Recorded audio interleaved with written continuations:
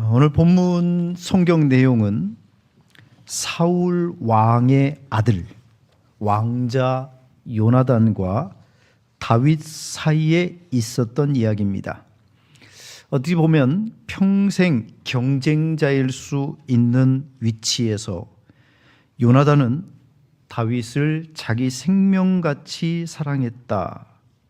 그래서 주고 양보한 이 모습을 보이고 있는데, 그런 측면에서 요나단은 신앙인으로서는 실패자가 아니라는 말입니다. 굳이 이름을 붙이자면 아름다운 이인자의 길을 기쁨으로 걸어간 신앙 승리자라는 이야기입니다. 먼저 가문의 위기를 불러온 사람 요나단인가? 2005년도에 이런 제목의 영화가 나왔었습니다. 가문의 위기. 일명 가문의 영광 시리즈 가운데 두 번째 나온 영화입니다. 이 영화는 깡패 집안 백호파의 대모 김수미 씨가 가문의 영광을 위해서 자식 아들 셋에게 명령을 내립니다. 자기 환갑잔치에 이 세 아들이 아직 며느리감도 없고 결혼 생각도 없고, 그래서 특명을 내리기를 내 환갑잔치에 며느리, 우리 장남은 특히 며느리를 데려와야 된다. 그래서 데려왔는데 그가 김원희입니다. 이 김원희 씨의 그 당시 영화의 직업이 뭐냐면 깡패 때려잡는 강력계 검사. 깡패 집안에서 며느리라고 데려왔던데 깡패 잡는 강력계 검사를 데려온 겁니다. 그래서 영화의 제목이 가문의 위기, 이렇게 된 겁니다. 지금 사울의 집안에 가문의 위기가 닥쳤습니다. 고대 왕의 집안에 아버지가 왕이면 아들은 자연스럽게 왕이 되는 그 시대, 사울의 아들로 태어난 요나단 왕자는 다음 왕이 될 유력한 사람입니다. 그런데 중간에 다윗이 끼어들었습니다. 그래서 사울은 다윗을 죽이고 싶어 했습니다.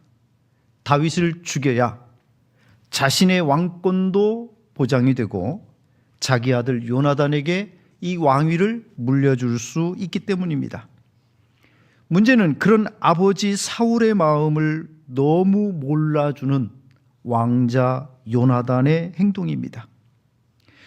욕심이 가득 찬 사울은 어떤 일이 있어도 나의 이 왕위를 다윗에게 물려줄 수 없다는 생각에 다윗을 죽이고 싶어 했지만 왕자 요나단은 전혀 그럴 마음이 없었습니다.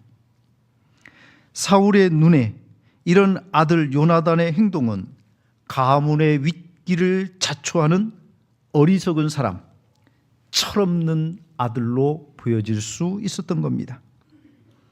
사실 회사의 사장 자리도 굉장한 자리고 한 나라의 임기제 대통령도 그 권세가 어마어마합니다. 대한민국의 대통령, 흔히 제왕적 대통령이라 부를 만큼 막강한 권력을 가지고 있어 현재 대통령이 임명 가능한 공무원만 직접적으로 임명하는 그 자리가 7,000개 정도, 8,000개 정도라고 합니다.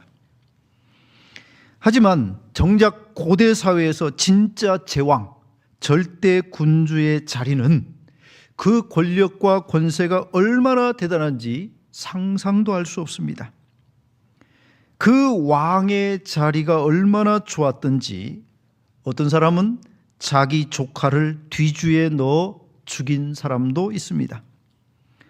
그 왕권을 위협하는 다윗, 사울은 당연히 죽여야 된다고 생각했는데 그 아들 요나단 왕자는 다윗을 살리고 배려하는데 사울 왕의 눈에 얼마나 어리석게 보이는지, 얼마나 철이 없게 보이는지, 과연 사울 왕의 계산이 맞는 것일까? 요나단은 자기 밥그릇을 못 지키는 것은 고사하고 아예 자기 밥그릇을 통째로 다윗에게 넘겨주는 것처럼 보입니다. 요즘 사회가 어떻습니까? 흥부보다도 놀부가 더 매력적으로 여겨지는 이 시대가 아닙니까? 자신의 왕위 세습에 위협이 되는 다윗, 죽여야 한다고 생각하는 사울 왕, 자기에게 그리고 내 아들에게 위협이 된다고 생각해서 죽여야 한다고 판단을 했는데, 이런 아버지의 계획에 고춧가루를 뿌리는 사람은 다름 아닌 다음 왕위를 이어받아야 할 요나단 왕자였습니다. 사무엘상 19장으로 넘어가 보면 1절 2절 말씀, 이런 얘기입니다. 이 요나단 왕자가 다윗에게 이렇게 얘기해요. 내 아버지 사울이 너를 죽이기를 꾀하시느니라. 그러므로 이제 청하노니 아침에 조심하여 은밀한 곳에 숨어 있어라. 아니, 이 정보를 왜 지금 다윗에게 이야기를 하는 겁니까? 자기 아버지가 지금 자기에게 그리고 신하들에게 다윗을 죽여야겠다 그랬더니 가가지고 몰래 다윗에게 이 정보를 넘기면서 내 아버지가 너를 지금 죽인다고 했으니까 너 가서 숨어 있어. 괜히 나와가지고 죽지 말고. 지금 이런 모습입니다. 그러면 이 요나단 왕자는 감히 내가 어떻게 골리앗과 싸운 다윗, 난 못 싸워. 될 수가 없어. 게임도 안 돼. 그래서 용기도 부족하고 스스로 포기하는 그런 사람일까? 아닙니다. 요나단은 그런 무기력한 사람이 아닙니다. 사무엘상 14장에 보면 이 요나단 왕자의 용기가 나오는데요. 블레셋이 쳐들어왔을 때 이 지금 이스라엘 군대보다 한 10배는 많은 블레셋 군대가 눈앞에 있을 때예요. 그 블레셋 진영으로 다윗이 자기 무기를 관리하는, 무기를 가지고 있는 사람하고 거기를 들어갑니다. 단독으로 들어가 가지고 적들을 쳐요. 지금 10배나 많은 적군이 눈앞에 있는데 군대를 다 이끌고 가도 지금 모자랄 판에 자기 혼자 단독으로 지금 들어가서 적들을 친다? 상상도 할 수 없습니다. 요나단은 용기가 부족한 사람이 아니에요. 그럼 왜 이 사람이 지금 다윗에게 자기 왕권, 자기에게 넘어올 이 왕의 자리를 고스란히 넘겨주는가? 그것은 그의 신앙입니다. 믿음입니다. 그 자신이 그런 인격을 가진 신앙인이기 때문입니다. 요나단의 아름다운 신앙, 첫 번째, 그는 하나님의 뜻에 대해서 순종하는데 자기가 낮아지는 그 자리도 기꺼이 받아들이는 이 믿음이 있었다 이 말이에요. 뒷장으로 넘어가 보면 사무엘상 23장, 거기 보면은 이 요나단이 이런 얘기를 해요. 다윗에게 너는 이스라엘의 왕이 되고 나는 네 다음이 될 것을 내 아버지 사울도 알고 있다. 나도 알고 있고 내 아버지 사울도 알고 있다. 네가 다음 이스라엘 왕이 될 것, 나는 네 다음이 될 것, 그것을 자연스럽게 받아들이고 있다 이 말이에요. 알고 있고 난 받아들였다. 왜 그럴 수 있었을까? 그가 하나님의 뜻이라는 걸 알았기 때문에 그래요. 그래서 받아들일 수 있었던 겁니다. 사울의 실패 이유가 뭡니까? 사울 왕은 마음이 교만해지자 하나님의 뜻이고 뭐시고 소용이 없었습니다. 아말렉을 진멸해라? 그는 선택적인 순종을 합니다. 마음에 드는 말은 순종을 해요. 마음에 들지 않는 말은 아니요, 그런 겁니다. 그래서 아말렉을 진멸하라고 가서 싹 멸하다 보니 아이 소와 양의 좋은 기름진 것들이 많은데 이걸 왜 다 진멸해서 없애냐 이거예요. 그래서 싹 끌고 옵니다.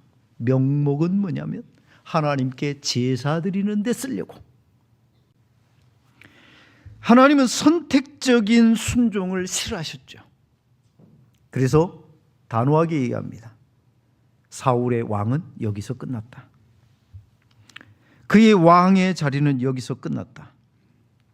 사울은 아무리 하나님의 뜻이라도 그것이 내 마음에 맞아야 순종할 수 있었습니다.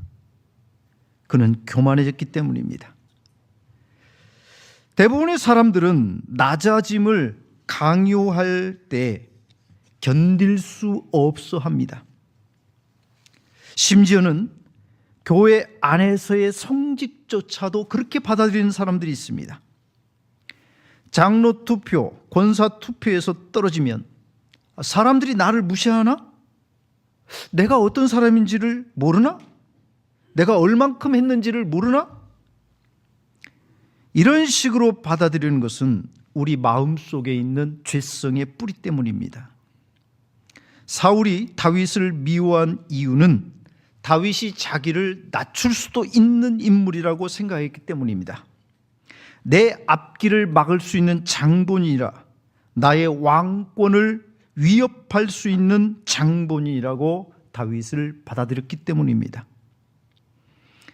그러나 이것은 사울의 착각입니다. 사실은 사울을 버리신 분은 하나님입니다.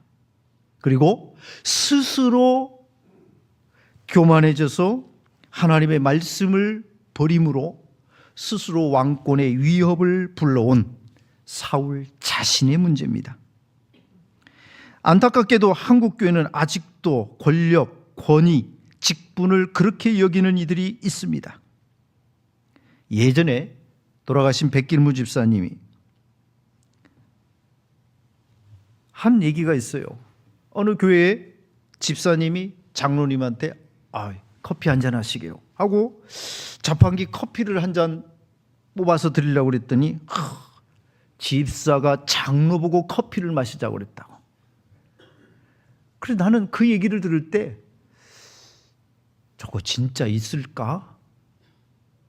왜냐하면 내 머리로는 상상이 안 되는 거예요.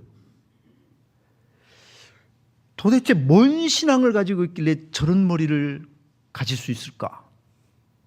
그걸 입 밖으로 꺼낼 정도면 도대체 그 머리는 얼만큼 굳어 있길래 신앙이 뭔지 기본을 잃어버렸구나. 믿음이 무엇인지를 기본을 잃어버렸구나. 인격과 신앙에 대단히 문제가 있는 생각들이에요. 여러분, 살다 보면 우리도 그렇게 되더라고요.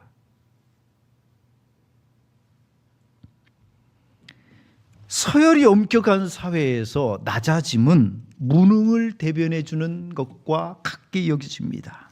직장에서 하루아침에 낮아지게 하는 것은 나가라는 통보하고 같지요. 자기들보다 기수가 낮은 사람이 검찰총장이 됐다. 그러면 그 선배와 동기들까지 싹 보따리를 싸는 그런 게 관행처럼 되어 있는 이 사회. 사회는 그렇다 칩시다. 그러나 교회는 권력기관도 아니고 무슨 돈벌이 되는 그런 기관도 아닌데 어찌하여 교회에서조차 낮아짐을 무능이라고 생각하는가? 무능, 못남이라 받아들이는가? 그래서 사람들이 교회 안에 와서까지도 낮아짐을 못 견디하고 스스로 낮아지기는커녕 낮아짐의 개념조차도 받아들이지 않는 것은 신앙의 병입니다. 신앙적으로 낮아짐은 아름다움입니다. 빌립보서 2장 말씀을 보면 예수님이 가신 성육신의 길을 설명하시면서 예수님은 자기를 낮추시고 죽기까지 복종하셨다라고 말씀해 주고 있습니다. 그것이 예수님이 가신 길이고 예수 따르는 신앙입니다. 사랑하는 믿음의 성도 여러분, 교회는 그런 곳입니다. 요나단은 어쩌면 다윗보다 더 위대한 사람이라 생각이 들게 만드는 것, 낮아짐의 요구에서 승리했기 때문이 아닐까 합니다. 그는 질투의 노예가 되지 않았습니다. 원망으로 모든 에너지를 낭비하지 않았습니다. 하나님의 인도하심에 모든 것을 맡기고 순종했고 오히려 자기에게 주어진 자리에서 최선을 다하는 멋진 신앙인의 모습을 보여주고 있습니다. 하나님이 우리에게 낮아짐의 태도를 보고 싶어 하실 때, 하나님께서 우리에게 무장해제를 시키고 낮아짐을 원하실 때, 하나님의 더 큰 섭리를 기대하면서 기꺼이 그 자리에 갈 수 있는가? 신앙인입니다. 요나단의 아름다운 신앙 두 번째, 자기 희생적 사랑을 실천한 신앙에 있습니다. 사람들은 착각을 합니다. 하나님 앞에서의 실력이 뭐냐? IQ? 학력? 가진 재산의 정도? 심지어 교회 조직도에서의 저 위에 올라가 있는 장을 맡는 일? 헌금의 양? 말 잘하는 사람? 하나님 앞에서의 실력 아닙니다. 누가 주님의 이름으로 주의 뜻을 따라 더 주님 뜻에 가깝게 살았는가? 사랑의 실천입니다. 겸손의 실천입니다. 오늘날 신앙이 거꾸로 가는 것은 사람들이 실컷 배워놓고 안 지키기 때문입니다. 주님의 뜻, 주님의 마음, 높아짐에 있는 게 아니고 낮아짐에 있고요. 사랑을 실천하는 데 있습니다. 오늘날 똑똑한 사람들은 많습니다. 그러나 똑똑한 만큼 겸손해지진 않습니다. 오늘날 다 지혜로운 사람으로 말합니다. 그러나 지혜롭다고 말하는 사람 가운데 겸손하게 살아가는 사람 많지 않습니다. 요나단은 다윗을 자기 생명같이 사랑했다고 말하고 있습니다. 1절, 3절, 20장, 17절. 이 개념은 내 이웃을 내 몸과 같이 사랑하라 하신 주님의 말씀에 가까운 행위입니다. 그래서 요나단은 사랑을 알고 사랑을 실천한 사람입니다. 우리는 이미 신앙인이기 때문에 다 알고 있습니다. 주는 사랑이 더 위대합니까? 받는 사랑이 더 위대합니까? 잘 알죠.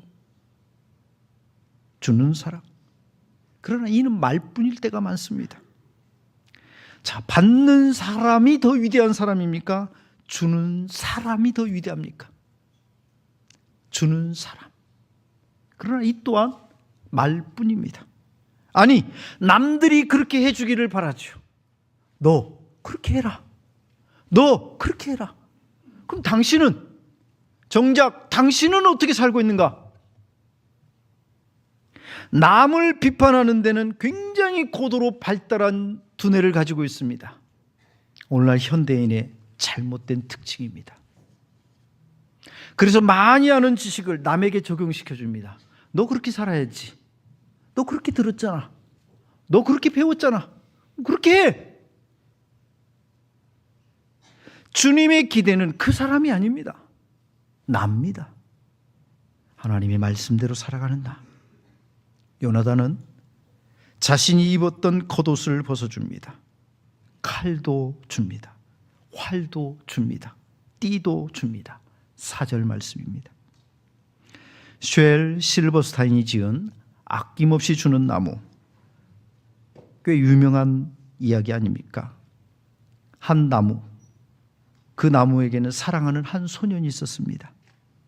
나무와 소년은 늘 만나서 즐겁게 행복하게 놀았습니다.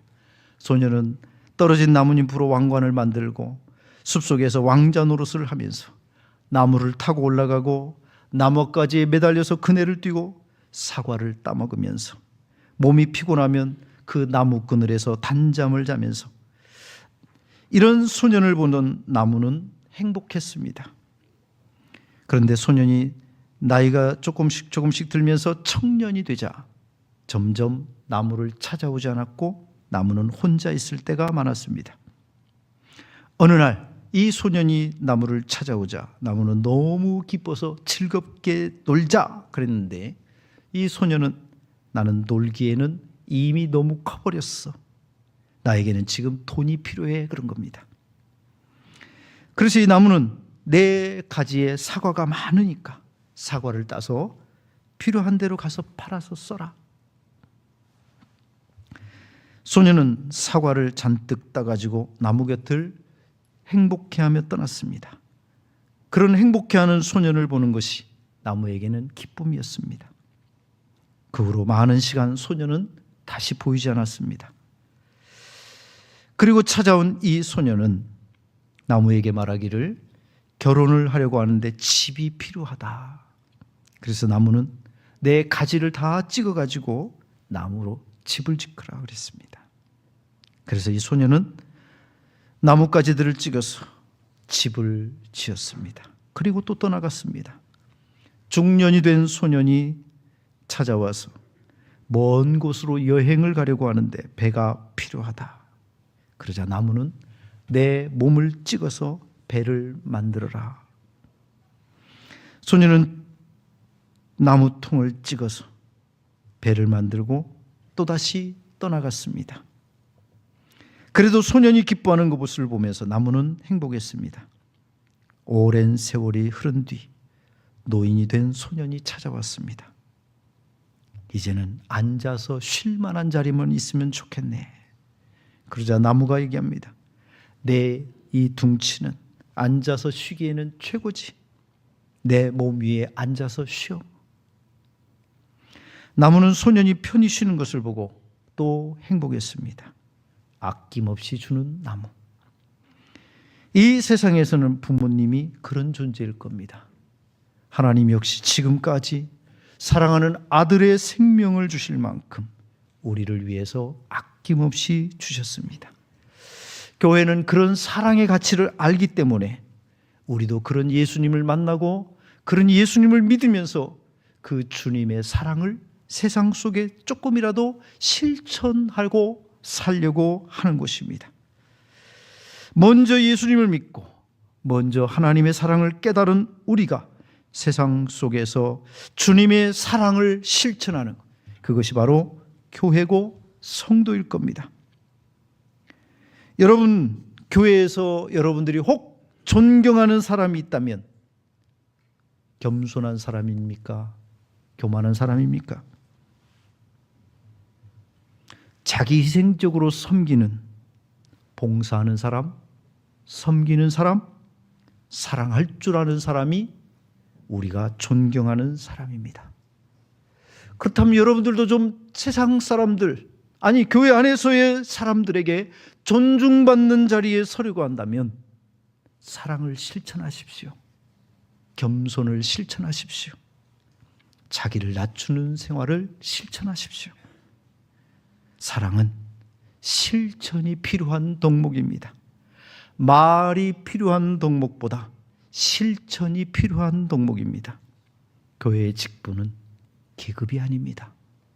저는 개인적으로 너무 감사한 것이 목사인 저보다 훨씬 더 훌륭한 믿음과 신앙 인격을 가진 사람들이 있다는 것. 그래서 목사인 제가 머리를 숙여지는 그런 사람들이 여기 있다는 것이 너무나 감사합니다.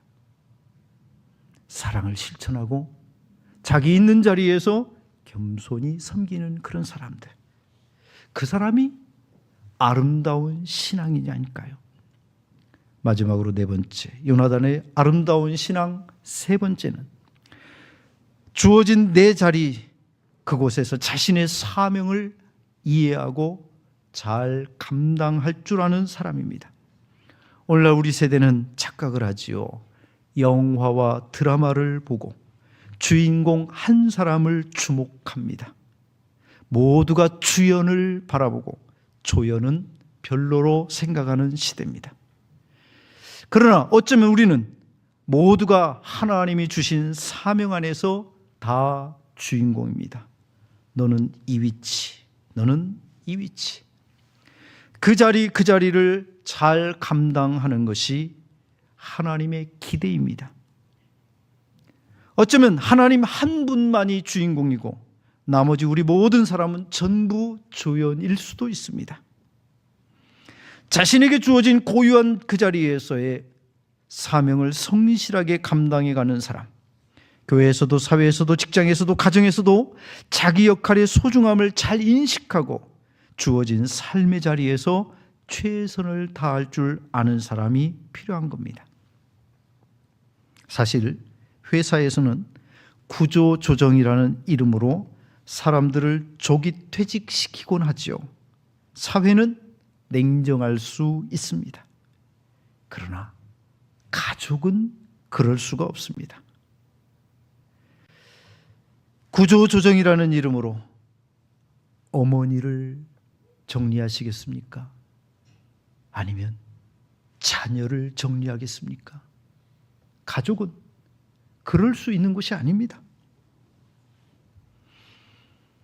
자녀가 6이라도 나 하나쯤이야 하고 자신의 역할은 별거 아니라고 생각해서 사라져버린다면 얼마나 아픔이 크겠습니까?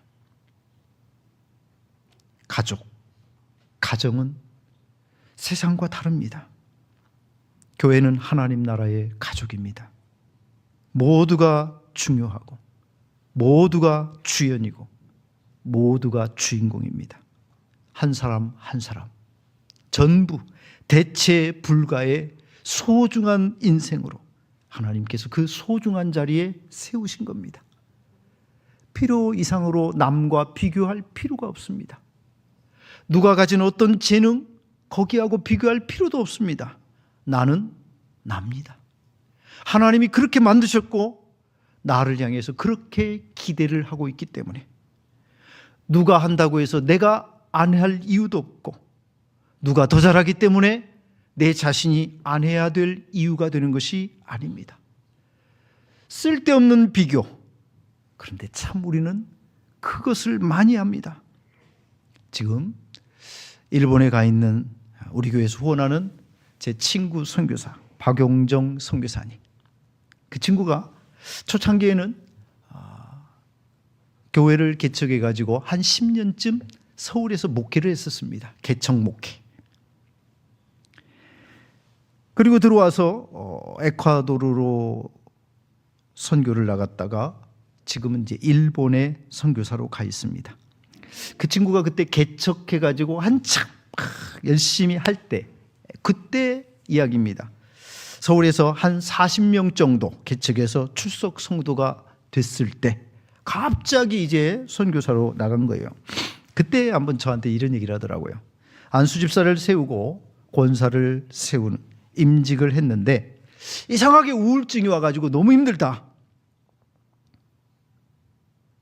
그래서 왜 그러냐 물어봤더니 스트레스를 너무 받는데 성도들이 교회에 올 때마다 장경동 목사님 그 설교를 너무 잘한다고 계속 얘기하는데 스트레스가 된다. 그래서 그런 성도들이 얘기하면 마음속으로는 그래 누가 나쁘다고 했냐, 많이 듣고 좋아해라, 근데 내 앞에서는 좀 안 했으면 좋겠다, 속으로 이제 그런 생각을 했대요. 근데도 계속 장경동 목사 한참 뜰 때 얘기해요. 장경동 목사 설교를 막 끝내주지. 그러다가 이제 한 번은 자기가 얘기를 했대요. 그래서 여러분, 제 앞에서 더 이상 장경동 목사님 설교 얘기를 안 했으면 좋겠다.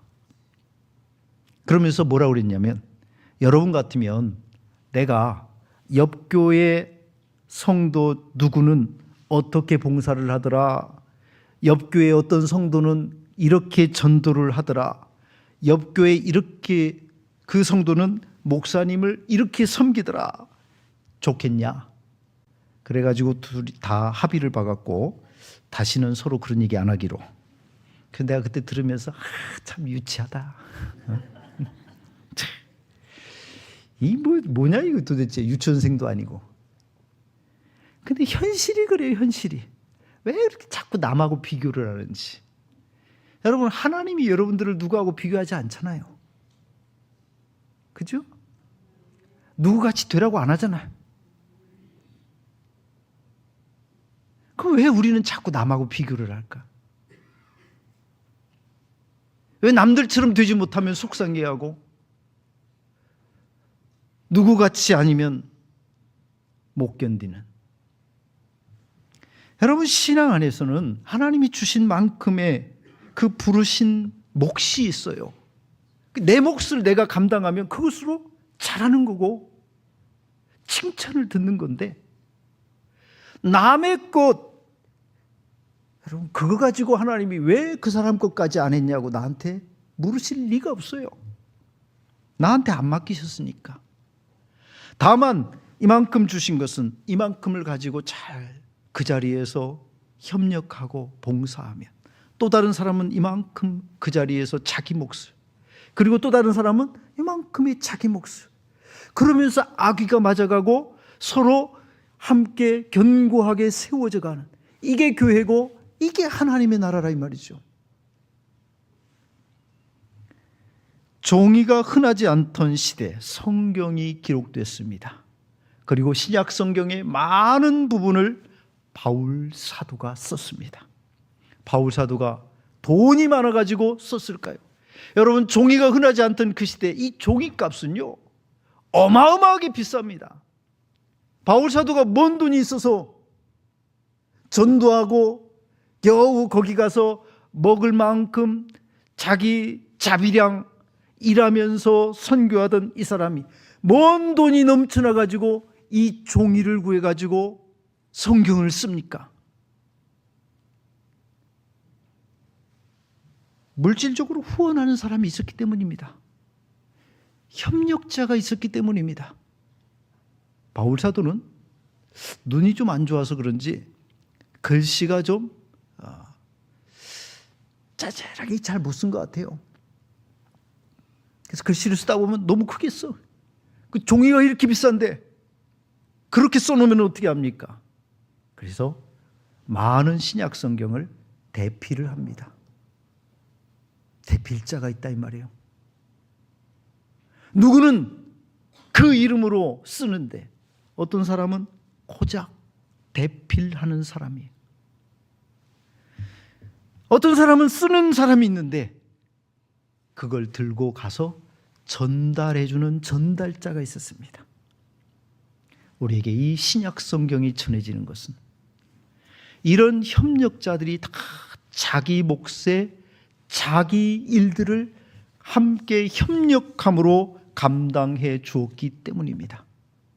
이 교회가 좋은 교회가 될 수 있는 것은 같은 마음과 뜻을 가지고 같은 비전과 좋은 교회와 하나님의 나라의 아름다움을 꿈꾸면서 함께 협력하고 순종하는 사람들의 이 협력의 역사가 있기 때문이고, 자기 자신 주어진 그 자리가 남들이 볼 때는 초라하게 보이고 남들이 볼 때는 작게 보이는 그 자리에서도 무명의 그리스도인의 순종과 헌신의 가치를 알고 주님의 마음으로 일하는 그 사람들이 있었기 때문입니다.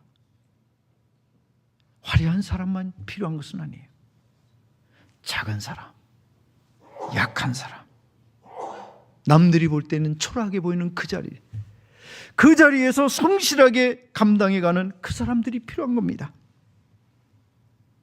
유명한 주일학교 교사는 아니어도 내 반 아이들에게만큼은 최선을 다하고자 하는 그 마음으로 아이들을 매주일 대하는 교사, 그러면 족하지요.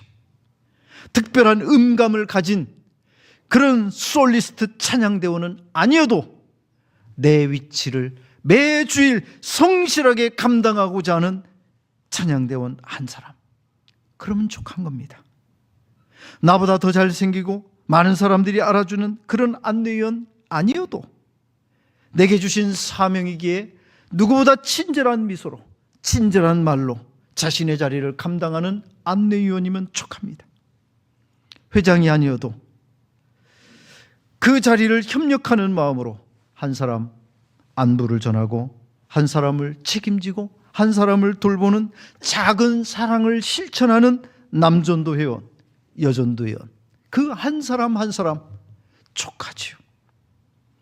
장로나 권사는 아니지만 교회에 필요한 부분에 나도 조금이라도 힘을 보태는 사람이 되겠다는 그 생각을 가지고 기도의 자리를 지키고 순종의 자리를 지켜가는 한 사람, 다 귀한 성도, 아름다운 그리스도인, 아름다운 신앙인이 아니겠습니까? 사울 가문에 위기를 불러온 것은 요나단이 아닙니다. 사울 자신입니다. 하나님의 사명을 욕심으로 얼룩지게 만들고 질투의 노예로 살아가는 사울 자신이 스스로를 망치는 겁니다. 그래서 사울은 일대 당대 왕으로 끝났습니다. 다음은 다윗의 가문으로 왕권이 넘어갑니다. 누구와 같은 그 마음, 그 모습 아니어도 상관없습니다. 내 자신이 설령 천재가 아니어도 괜찮습니다. 대단한 능력을 가진 사람이 아니어도 괜찮습니다. 하나님의 나라는 그런 스타 목사님, 어마어마한 물질을 가진 장로님, 권사님, 그런 사람들이 이뤄가는 것이 아닙니다. 오늘도 주어진 자리에서 묵묵히 하나님 나라의 가치를 이해하고 하나님이 기뻐하시는 길이 무엇인지를 생각하고 자기 자신을 그 자리에 묵묵히 세워가는 사람, 그런 사람들이 하나님의 나라를 세워가고 하나님의 영광을 나타내는 겁니다. 어떤 분이 이런 글을 썼습니다. 하나님의 나라는 1인자만 가지고 이루어지는 나라가 아닙니다. 1인자는 글자 그대로 한 명이면 족합니다. 그 1인자에 충실한 2인자들이 많을 때 하나님의 나라는 온전하게 섭니다. 바울 사도 주변에는 바울의 아들 같았던 디모데, 동역을 위해서라면 자신의 목까지도 내놓을 수 있었던 브리스길라와 아굴라 부부, 모든 기득권을 포기하고 함께 바울을 제1선으로 내세우고 자신은 2선으로 물러났던 바나바. 그러나 그런 그들 때문에 바울의 사역이 더욱 빛났던 것이다. 하나님의 나라는 이런 곳이다. 많은 이인자들이 각각 자기의 주어진 자리를 잘 감당할 때 세워지는 나라다. 그러므로 우리 모두 그런 이인자들이 요나단처럼 그렇게 되자. 우리의 가정과 일터와 교회, 요나단과 같이 남을 세워주고 잘하는 사람들은 뜨게 해주는 사람들, 밀어주는 사람이 더 많은 교회, 하나님의 나라의 현장이 되기를. 사랑하는 성도 여러분, 아름다운 이인자 공산당에는 없는 것 같습니다. 북한을 보니 김정은 외에는 이인자 바로 찍혀 날아갑니다. 심지어 중국도 보니 그렇더라고요. 엊그제 뉴스에 중국은 중앙정치국위원 겸 중앙군사위원회 부주석, 시진핑 다음의 권력을 가진 장유사라는 분이 전격 체포가 됐다는 뉴스가 나왔습니다. 이 인자는 필요 없다 이겁니다. 예전에 개그맨 박성광 씨가 이런 말을 유행어로 남겼습니다. 1등만 기억하는 더러운 세상. 세상은 그렇습니다. 냉정합니다. 누가 2등을 알아주리요. 하지만 신앙의 세계는 다릅니다. 주신 대로 살면 됩니다. 내게 주신 은혜대로, 내게 맡기신 사명대로, 내게 다시 찾으실 분량대로 살면 됩니다. 하나님은 결코 요나단에게 왜 다윗처럼 못했느냐고 책망하거나 심판하실 분이 아닙니다. 다윗은 다윗이고 요나단은 요나단입니다. 요나단 보고 다윗처럼 살지 않았다 책망하실 이가 아닙니다. 사랑하는 믿음의 성도 여러분, 우리는 우리입니다. 그런 나를 나로 알고 사랑해 주신 분, 나이기 때문에 구원해 주시고, 나이기 때문에 오늘도 내 기도를 들어주시고, 나이기 때문에 나의 예배를 받아주시는 하나님, 그 하나님 앞에 부르심을 받은 대로 순종하며 살면 족합니다. 왕의 자리를 양보한다고 해서 요나단이 가문의 위기를 불러온 사람이 아닙니다. 하나님의 뜻을 거슬러 올라간 사울이 가문의 위기를 불러온 사람입니다. 오히려 요나단은 하나님이 다윗을 왕으로 세우신 것을 알고 그 뜻을 받아들였습니다. 다윗을 원수로 대하지 않고 사랑의 대상으로 섬겼습니다. 세상은 그런 이인자를 알아주지 않지요. 하지만 하나님은 2인자, 1인자 개념이 다릅니다. 자신의 뜻에 더 가까이, 그게 1인자요. 하나님의 말씀에 온전히 순종하며 사는 그가 바로 제대로 된 1인자가 될 수 있습니다. 아니, 오히려 하나님을 높이고 자신은 겸손히 2인자의 길을 갈 줄 아는 사랑의 길, 겸손의 길, 내게 주신 사명의 길을 잘 걷는 자가 오히려 1인자가 될 수 있는 길입니다. 오늘도 믿음으로 살아가는 길, 하나님이 알아주시는 성도로 살아가는 길, 우리 양문의 모든 성도님들 그렇게 살아갈 수 있기를 주의 이름으로 축원해 드립니다.